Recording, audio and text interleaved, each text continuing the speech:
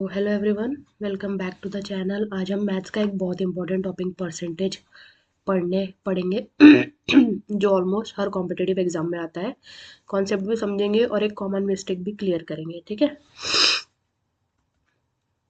Okay, सो सबसे पहले समझते हैं परसेंटेज होता क्या है। परसेंटेज का मतलब होता है पर 100, यानी 100 में से कितना।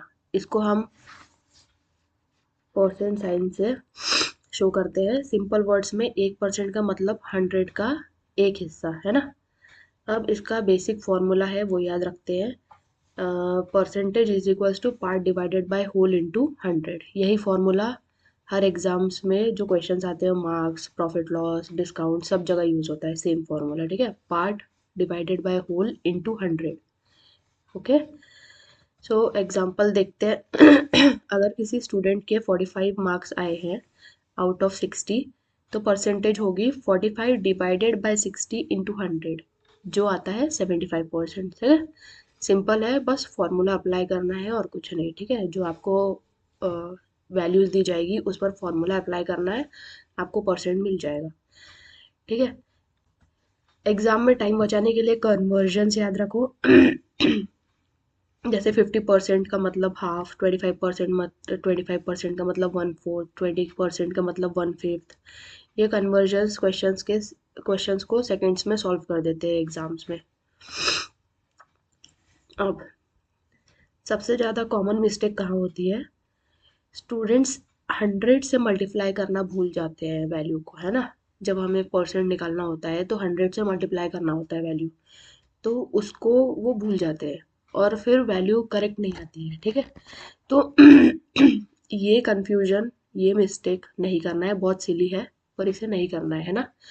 और दूसरा मिस्टेक करते हैं, पार्ट और होल में कंफ्यूज हो जाते हैं। पार्ट होता है स्मॉलर वैल्यू, है ना। स्मॉलर वैल्यू जो होती है वो पार्ट होता है, होल होती है बिगर वैल्यू। पार्ट हमेशा ऊपर आएगा डिवीजन में और होल नीचे आएगा। होल से ही डिवाइड करना है, ठीक है, पार्ट को। ओके, सो एक एग्जांपल देखेंगे कैसे सॉल्व हुआ है ये। What is 20% of 150?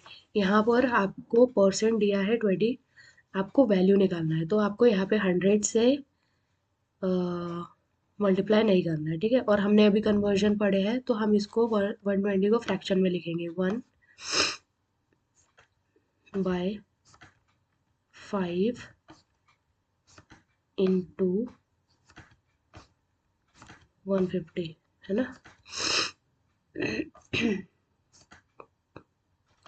तो क्या होगा? 5 1 सा 5 एंड 5 3 सा 15, सो 5 30 सा 150। तो आंसर क्या आया यहाँ पर? सी, विच इज 30। ओके, सो बहुत इजीली सॉल्व हो गया, हमें कुछ नहीं करना पड़ा, हमें सिर्फ इसका कन्वर्जन लगाना पड़ा। और क्योंकि ये वैल्यू है, हम परसेंट पहले से दिया हुआ है, हमें वैल्यू निकालना था, तो इसलिए हम 100 से मल्टीप्लाई नहीं करेंगे इसे। ओके, सो एक प्रैक्टिस क्वेश्चन आपके लिए। So if the price of a book is increased by 10%, what will be the new price of a book costing 200? Okay, A 210, B 215, C 220 and D 225. Do write the correct answer in the comment section. So thank you.